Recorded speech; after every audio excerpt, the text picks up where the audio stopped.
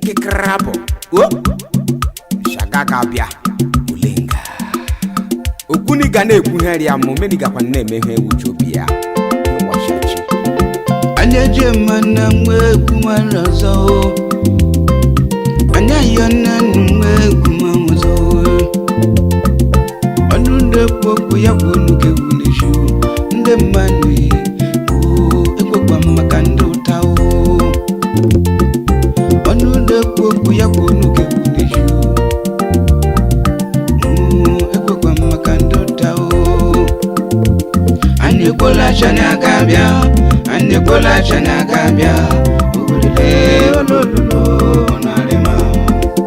Lekuloko Anyekola chana kabia Anyekola chana kabia Ulele chabotule onarema Yeja sato sa Anyeje mana mwe kuma Ewa na kopi follow Anyayona numwe kuma wozo Shagagabia Onude poku ya kunuke unishu Nde manwe Eko kwa makando tao Onude poku ya kunuke unishu Chai Badaman Eko kwa makando tao Ishu anya na abiala Rodale ya nyangwa ulelu Mwakolo jemao Bangu Sister le ya tingwa nunu mwakocha Dashi kawanarela Anga ekwe kwa nanyanya nono banina Uyombo lisae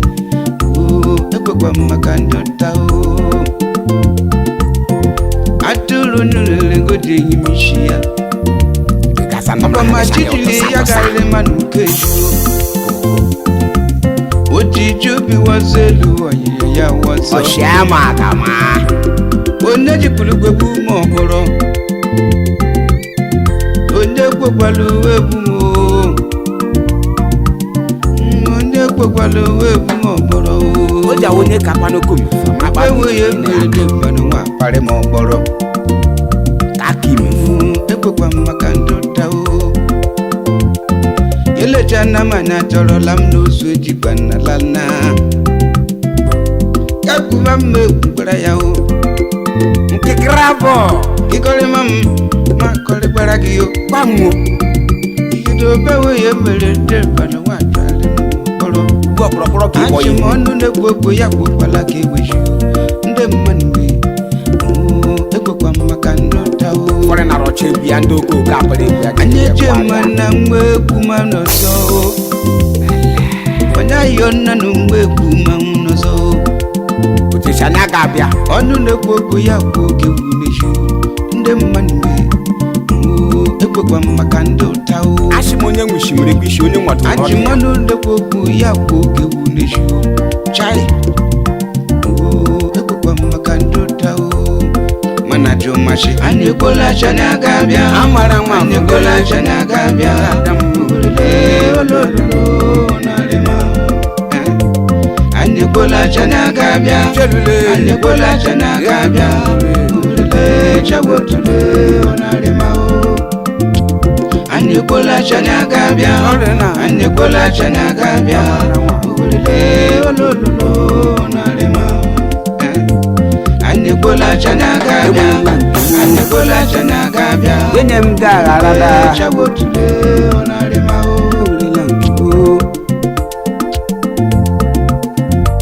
Ehu panoko kama ashawo koko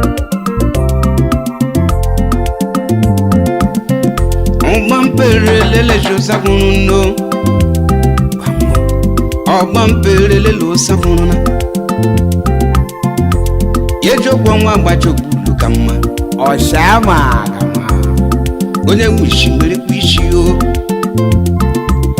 Aga mshone mwatumurudi ya Aso Amara nwa funfare na nemle Agala mijelu wache honna Ndashi gare bwana Olo Achikwa mwewe ni obere nwa kwa shiragare Achikwa mwewe nde joje nwa kwa shirijarega Leupala ye Yenye molili mwezi tiaka na nulili Mana gile chakwa ni mopingo abacha hulu Ya mwoga ni mwane ayazo shimokoro egwu agaghị aka ya kpọọ polisi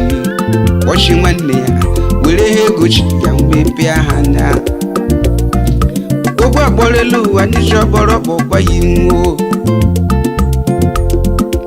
egwu ọzọ maka dụta egwu maka dụta oji onye ike gwarụrụ ka aja m oji onye ike gwarụrụ jam onye ọjọọ eji egwu ishubi onye ọzọ ya fụ ama tie tomato na-egbu ha ọnụ na-ekwu okwu ya bụ onu ga-ewu n'echi ahụ cheshi ji anaghị egwu mgbasa ebe ọzọ anyị kpokwa maka ndị ụta